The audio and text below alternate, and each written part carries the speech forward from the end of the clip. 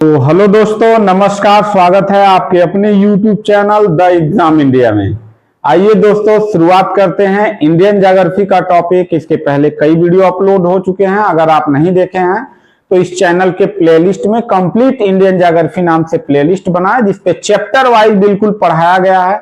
आप वहां पे पिछला वीडियो जरूर देख लें। हम लोग स्टार्ट किए थे भारत की स्थिति एवं विस्तार का, जिसमें हम लोग देखे थे कि भारत कितने अक्षांश से कितने अक्षांश तक विस्तार है और कितने देशांतर से कितने देशांतर तक विस्तार है। इसके आगे का टॉपिक हम लोग आज स्टार्ट करते हैं। जैसा कि हमारे पास ये है भारत। ये क्या है? भारत है। विश्व के मानचित्र पर ये हमारा प्यारा भारत है, और इसमें हमने बहुत सारा चीज देख लिया था। और क्या क्या देख लिया था? ये देख लिया था कि यहां से कौन सी अक्षांश रेखा गुजरती है और कौन सी अक्षांश रेखा इधर समाप्त होती है। फिर हम लोग देखे थे कि इधर से कौन सा देशांतर रेखा स्टार्ट होता है और अरुणाचल प्रदेश में कौन सा जाके पूरब में समाप्त होता है। ये चारों कोना को हम लोग देख लिए थे, पूरब, पश्चिम, उत्तर, दक्षिण। अब आज का जो टॉपिक है वो आज का टॉपिक ये बता रहा, देखिए कह रहा है कि दो अक्षांशों के बीच की दूरी 111 किलोमीटर होती है। अब अक्षांशों के बीच की दूरी अगर समझें तो हमारे पास ये अक्षांश रेखाएं हैं। जैसे ऐसे रेखा जो होती है, ये सारी अक्षांश रेखाएं होती हैं, ऐसे ऐसे, ठीक है, सारी अक्षांश रेखाएं होती हैं।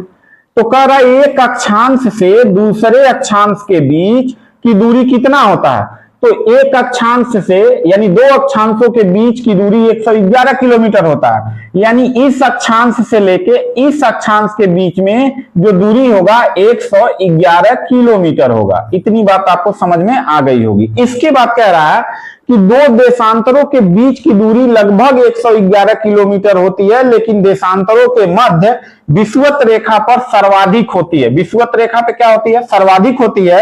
एवं ध्रुवों की ओर जाने पर यह घटती जाती है। एग्जाम्पल,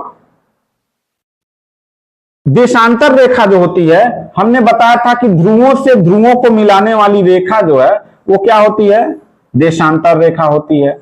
तो हमारे ग्लोब पर ये क्या है? देशांतर रेखा है। क्या है? देशांतर रेखा है। तो इस देशांतर रेखा में कह रहा है कि इनके बीच की दूरी, दो देशांतरों के बीच की दूरी यहां पर सर्वाधिक होती है। कहां पर?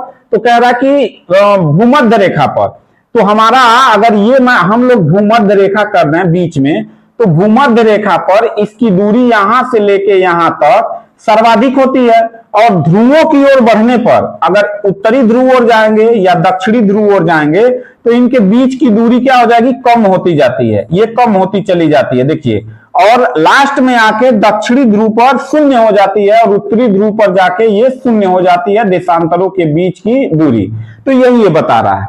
तो इससे फर्क क्या पड़ता है? इससे फर्क पड़ता है दूरी पे, कि जैसे भारत जो है, भारत आपका कहां पर है? कर्क रेखा पर है। तो कर्क रेखा भूमध्य रेखा से जो है कि दूरी पर है। तो यहां जितना दूरी यहां पर होगा देशांतरों के बीच, यहां पे नहीं होगा। यहां पे दूरी क्या हो जाएगी? कम होती चली जाएगी। इसीलिए भारत का इधर से हिस्सा, इधर का हिस्सा कम होता है और इधर का हिस्सा ज्यादा होता है, क्योंकि अक्षांशों के बीच की दूरी 111 किलोमीटर कंप्लीट होता है, जबकि देशांतरों के बीच की दूरी केवल भूमध्य रेखा पर सर्वाधिक होता है। ध्रुवों पर जाने की ओर क्या हो जाता है? कम होता जाता है। तो देखिए उत्तर से दक्षिण की लंबाई, तो हमने उत्तर से दक्षिण की लंबाई हमने यहां से लेकर और यहां तक का जो लंबाई देखा था, वो हमने देखा था कि 3214 किलोमीटर है। यानी ये लंबाई कितना है बाबू? 3214 किलोमीटर है, ठीक है, 3214 किलोमीटर है। तो कैसे निकालेंगे आप? तो हमने देखा था कि हमारे पास जो अक्षांश रेखाएं हैं, वह अक्षांश रेखाएं कितनी हमने बताया था पिछले वीडियो में? 29 डिग्री 2 मिनट। तो लगभग 30 हम मानते हैं। तो 29 डिग्री 2 मिनट से 111 किलोमीटर, क्योंकि दो अक्षांशों के बीच की दूरी 111 किलोमीटर है, तो ये कितना आ जाएगा? 3214 किलोमीटर आ जाएगा, ठीक है। अच्छा, इसके बाद कह रहा पूरब से पश्चिम की लंबाई। तो ये हमारा पूरब है, पूरब से पश्चिम की जो लंबाई है यहां से यहां तक का, तो ये लंबाई कितना है बाबू? तो ये लंबाई है 2933 किलोमीटर। 2933 किलोमीटर लंबाई है, ठीक है। तो ये कम क्यों हो गया? कम इसलिए हो गया कि जो हमारा भारत है वो कर्क रेखा पर स्थित है। भूमध्य रेखा से कर्क रेखा उत्तरी ध्रुव की तरफ जाने पे दो देशांतरों के बीच दूरी कम हो जाता है, इसलिए 29 डिग्री 18 मिनट हम लोग निकाले थे यहां से लेके यहां तक का देशांतरों की संख्या, तो उसमें 111 से गुणा करेंगे तो 2933 किलोमीटर आ जाएगा। कभी कभी ये पूछ देगा कि भारत का उत्तर से लेके दक्षिण और पश्चिम से लेके पूरब के बीच जो दूरी है उसमें अंतर कितना है, तो 3214 किलोमीटर में 2933 किलोमीटर निकाल दीजिए तो 281 किलोमीटर इसका क्या हो जाएगा?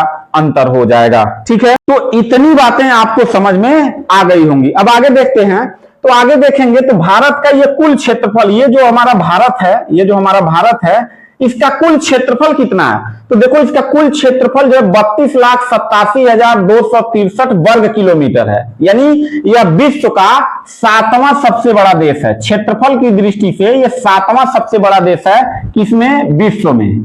ठीक है, उसके बाद कह रहा है कि इसका आकार कैसा है? तो इसका आकार हमने कहा था कि ये 30 अक्षांश इस यहां से गुजरती है और 30 देशांतर गुजरती है, इसलिए इसे समचतुष्कोणीय आकार कहा जाता है। ठीक है, क्योंकि 30 देशांतर है यहां पे और 30 अक्षांश का विस्तार है, इसलिए समचतुष्कोणीय देश बोला जाता है। ठीक है, यह कैसा आकार है? तो यह त्रिभुजाकार है। देखिए अगर भारत का हम मैप बना दें ऐसे तो ये कैसा है? तो यहां से अगर हम ऐसे देखेंगे तो ये क्या बना रहा है? त्रिभुजाकार बना रहा है। इसकी स्थिति कहां पे है? तो ये दक्षिण एशिया महाद्वीप में है, एशिया महाद्वीप के दक्षिण में स्थित है।